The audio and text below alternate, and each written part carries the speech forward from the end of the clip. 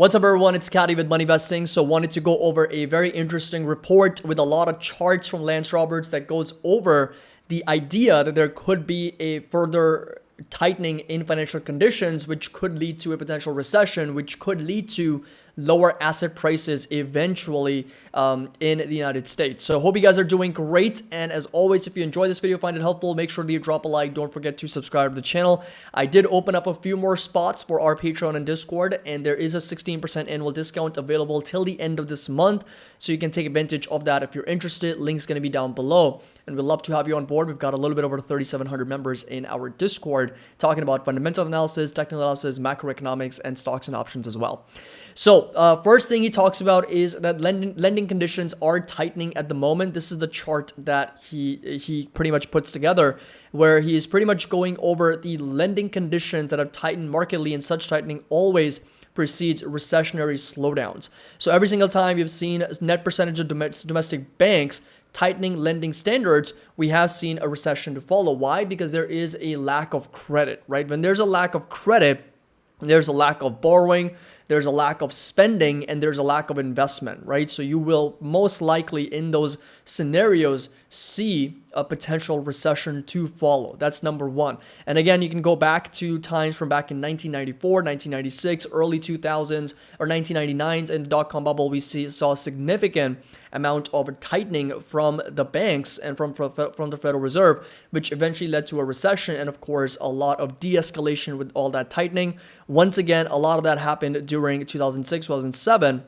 where financial conditions tightened once again, and we had the great financial crisis, of course, we had the great recession, and then this right here during the pandemic times, and then right now we're once again at very, very elevated levels. Now, a lot of it is not actually stemming through the economy. It's not really kind of, we're not really seeing those economic cracks because of the pull forward effect of the higher increase in money supply. In other words, retail sales is very strong. We're still seeing a very strong spending environment. We're still seeing a very strong labor market.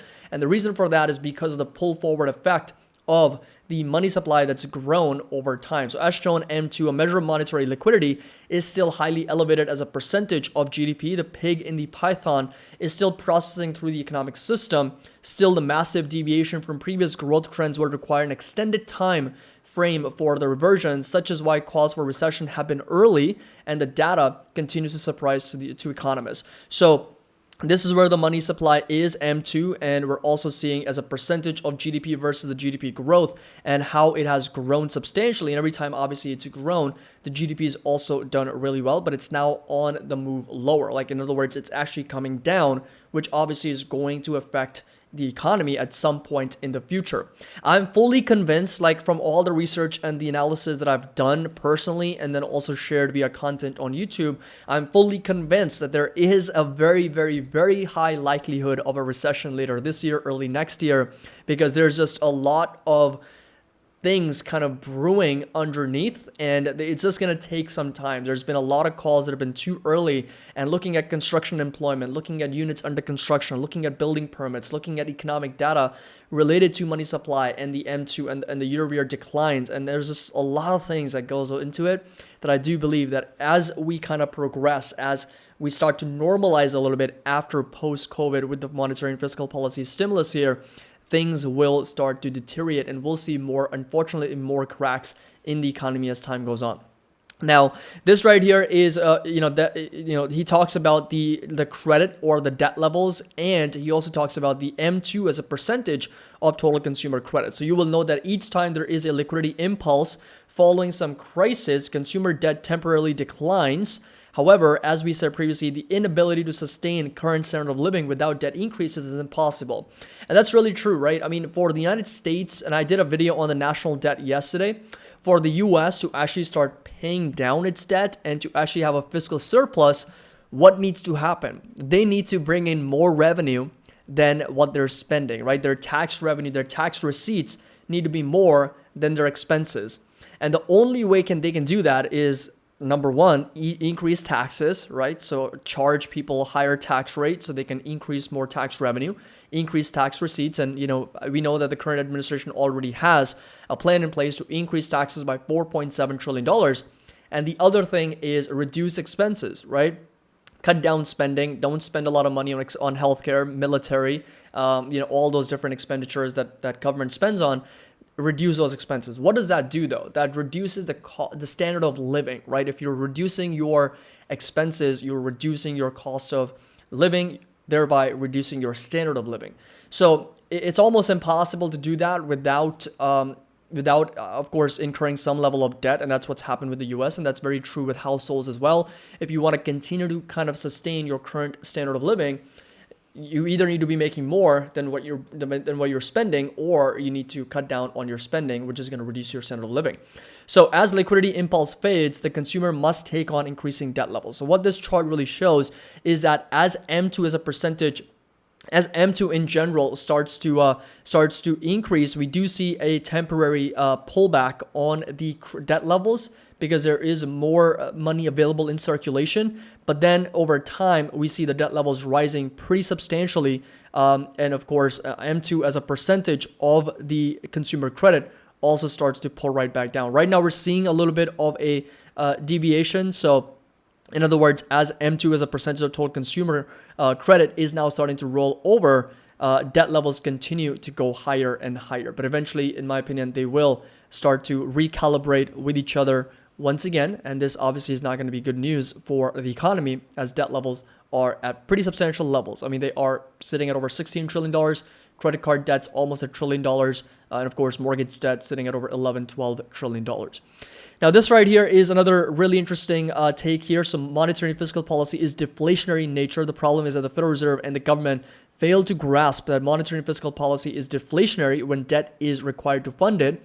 How do we know this? Monetary velocity tells a story. Monetary velocity is just the circulation of money, right? How many times did it exchange hands, right? So if money exchanges hands 10 times versus 5 times, that is monetary velocity, right? The higher the velocity, the more it is considered to be a healthy expanding economy. Low money velocity is usually associated with recessions and contractions. And what we're really seeing here is the red line is all sectors, debt, securities, and loans. And the black is the velocity of money, right? So money velocity has been declining for a very long time. And you'll notice that it has really plummeted in 2020 because there was not a lot of activity going on, and it's recovered or rebounded from those levels once again. But their expectation is that monetary velocity is going to pull back once again because of, number one, it's been on a consistent downtrend, and number two, we're going through a time period where interest rates are high, financial conditions are going to tighten so much where people are not going to be spending as much money as they used to when interest rates were lower. So as velocity starts to pull back, that can be associated with potential recession and contractions as well. This right here is going to be on the M2 and the debt undermining the economy's strength. So moreover, it isn't just the expansion of M2, it is also the ongoing suppression of interest rates that try to stimulate economic activity. And in 2000, the Fed crossed the Rubicon, whereby lowering interest rates did not stimulate economic activity. Therefore, the continued increase in debt burden detracted from it. So Fed funds rate versus monetary velocity. And what you'll notice is that every time we do see the Fed funds rate rise, there is some increase in monetary velocity, but then eventually it precedes a significant recession, thereby which the Federal Reserve also has to cut rates. So these things actually do take some time to play out. Like, you'll notice that they're not a perfect, timely mannered things where as soon as the Federal Reserve raises rates, we see monetary velocity also picks up or goes down, vice versa. But it really takes time. In other words, when the federal funds raises rates, you'll see the effects of that maybe 3 months, 6 months, 8 months, 12 months down the road. And once the recession hits, that's when the Federal Reserve obviously cuts interest rates back down to zero. So even over here, as you can see, the federal funds rate is being increased. Monetary velocity is actually going up, but then eventually it kind of cracks the system, breaks down. We enter a recession. The Fed actually has to cut rates back down to zero.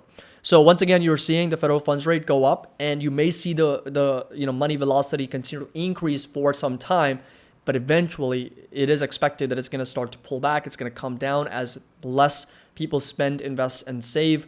And of course, there's gonna be a potential contraction in the economy because of that.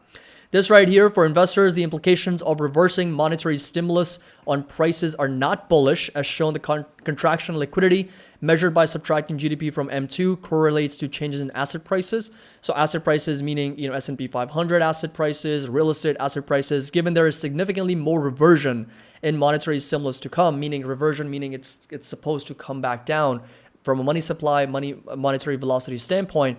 Such suggests that lower asset prices will likely follow in months to come, according to this analysis. Again, it's very much a correlation, and the annual change is very, very similar to what M2 as a percent of GDP or subtracting GDP kind of looks like.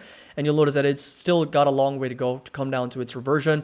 And as it is coming down, S&P 500 obviously did pull back, as markets are very much forward-looking. They price things out very, very quickly. But if there is more contraction in the economy due, there is a recession, then of course asset prices could very much be lower. This right here is going to be the S&P 500 earnings growth. So not surprisingly, each period of high inflation is followed with very low or negative inflationary periods. For investors, these recessionary indicators confirm that earnings will decline further as tighter monetary policy slows economic growth. Historically, periods of Fed tightening have never had a positive outcome on earnings, and it likely won't this time either. That is particularly the case when the Fed breaks something. Just think about that for a second, right? The last statement is so important. Historically, periods of Fed tightening have never, ever had a positive outcome on earnings, and it likely won't this time either. Unless you believe that this time is different, there's just not a lot of expectations that earnings are going to hold up in an environment where the Federal Reserve is tightening and the conditions have tightened so much that money supply and money velocity both are declining at a rapid rate. So if earnings do decline, and we already know that they will in the first quarter and the second quarter of 23, in my opinion, we already are in an earnings recession, then there is a very high likelihood that the valuation for the S&P continues to be elevated, and there is a possibility that we do come down in the future. So hope you guys enjoyed this video. Let me know your thoughts down in the comment section below. What are your thoughts with respect to recession, economic conditions, and of course financial conditions and the markets as well.